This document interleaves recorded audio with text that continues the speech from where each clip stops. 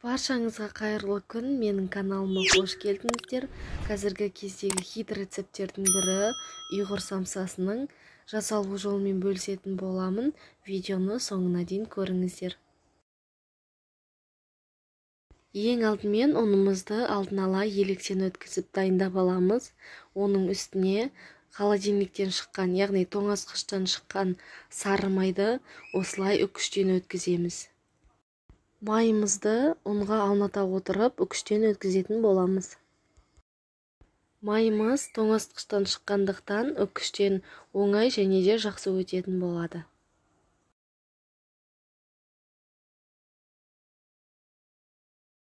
Майды үкіштен өткізіп болғаннан кейін осылай видеодағыдай қамырымыз бен майымызды қолымыздың көмегімен араластырамыз, яғни біздің қамырымыз бірігуі қажет.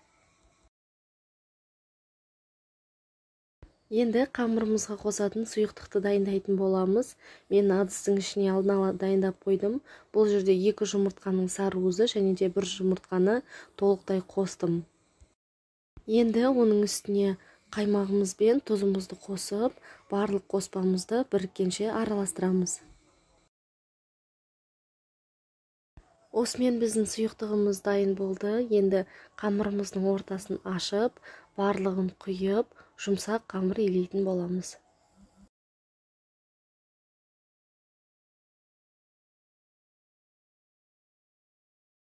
Бізде өте нәзік және де жұмсақ қамыр пайда болады.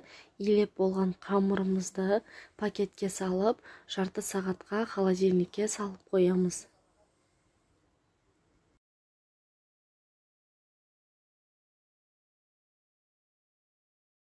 Жарты сағат өткеннен кейін қамырымызды ортасынан 2-ге бөліп, біреуін пакетке салып шетке алып қоятын боламыз, ал екіншісін жұқа етіп жаямыз. Қамырымыз жұмсақ болғандықтан ұнның көмегімен ұнды көбірек сеуіп жаятын боламыз. Қамырды қаншалықты жұқа етіп жайсаңыздар, біздің самсаларымыз соншалықты қатпарлы болып шығатын болады.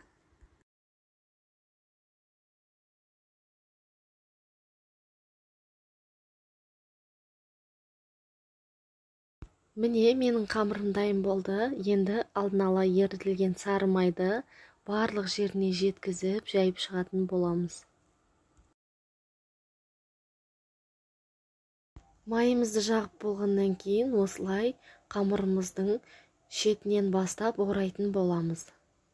Екінші қамырымызды да дәл осылай жайып аламыз.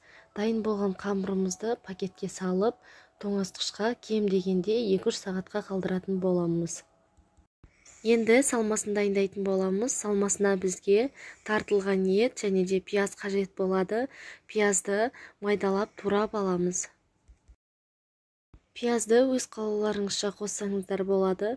Мен 2 орташа пиязды пайдаландым. Пиязымызды турап дайындап алдық. Оны енді тартылған еттің үстіне қосамыз. Дәміне қарай тұз қосамыз. Мен 1 шай қасық қостым. Енді қалауларыңызша қара бұрыш, қызыл бұрыш қоссаңыздар болады. Және де самсаға арналған дәмдеуіштерді де пайдалансаңыздар болады. Аз ғана мөлшерде сұйық майды қосып, барлығын араластыратын боламыз. Осымен біздің салмамыз дайын. Енді қамырымызды тоңазытқыштан шығарып, бөліктерге бөлетін боламыз. Таразының көмегімен өлшеп алып, барлығын бірдей етіп бөлсеңіздер болады. Егер осы самсаны тапсырысқа жасайтын болсаңыздар, онда міндетті түрде таразыны пайдаланыңыздар. Мен үйге жасайтын болғандықтан осылай көз мөлшерімен кесіп алдым. Үлкендеу қылып немесе кіші етіп кессеңіздер де өз еркіңізде. Енді қамырымызды жаюды бастаймыз. Осылай оқтаудың көмегімен қатты салмақ түсірмей жаятын боламыз.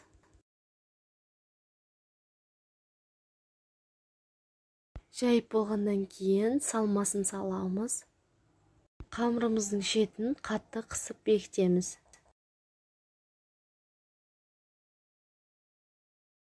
Видеода көріп тұрғандарыңыздай, ең бірінші қамырымыздың шетін осылай ішке қарай басып, шыққан ұшын қайтадан ішке қарай қайырып, дәл осы ретпен түйіп шығатын боламыз. Самсаларымызды түйіп дайындап алдық. Енді бетіне жұмыртқаның сарысын жағып шығатын боламыз. Сонда біздің самсаларымыз жылтырап, әдемі болып шығады.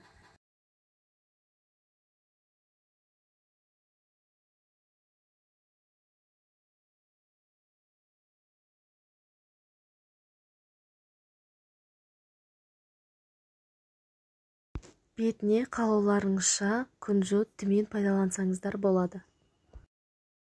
Енді алдын ала қызып тұрған пеште 200 градуста 30-35 минут аралығында пісіріп аламыз. Осымен біздің өте дәмді хит рецепттердің бірі ұйғыр самсасы дайын болды. Сіздерге де дәл осы рецептпен жасап көруге кеңес беремін. Егер менің каналым ұнап жатса, маған тіркеліп, лайк басып, пікір қалдыруды ұмытпаңыздар.